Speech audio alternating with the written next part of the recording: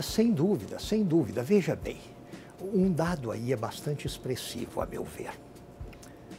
Quando certos capitães do empresariado, no setor das empreiteiras, destacadamente, se dispuseram, alguns mais depressa, outros depois de um demorado processo de reflexão e de contato com as próprias famílias e as amizades mais próximas desses cavalheiros, alguns dos quais estão presos há bastante tempo.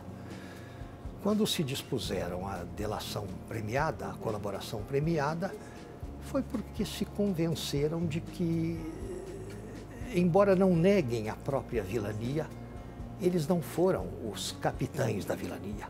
Eles não foram os articuladores do oceano de lama em que se transformou a atividade pública.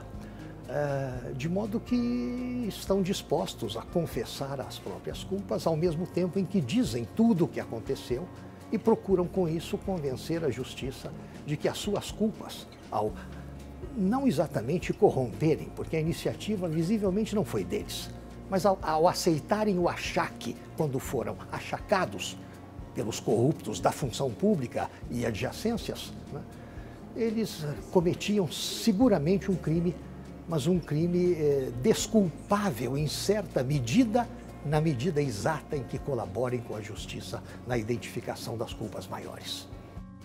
Na realidade, isso acontece no Supremo Tribunal Federal. É a agenda do Supremo que foi de tal maneira tomada pelo temário político, pelas inúmeras solicitações vindas das duas casas do Congresso e também do governo, de diversas instituições do governo e às vezes do Ministério Público, mas com relação direta ao governo ou ao Congresso, né?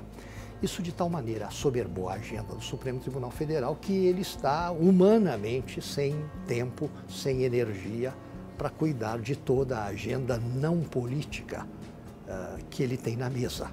Isso produz inevitavelmente um atraso que é lamentável no julgamento das questões comuns de direito constitucional, mas sem relação com a política, que estão ali, algumas esperando há muito tempo por uma solução.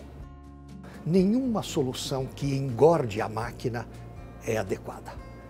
Isso causa uma despesa maior ainda do que já temos com a manutenção da máquina. Não é por aí, é uma questão de trato inteligente do tempo, administração inteligente do tempo e continência no uso da palavra escrita ou oral, ou seja, solução mais rápida e menos extensiva dos problemas jurídicos que chegam à Suprema Corte. Há muita coisa, veja bem, há muita coisa parada há anos e que, se fosse pensada durante 5 minutos, proporcionaria uma solução. Mas o tribunal realmente não está com tempo de ver quais são esses casos na enorme pilha de processos pendentes de julgamento.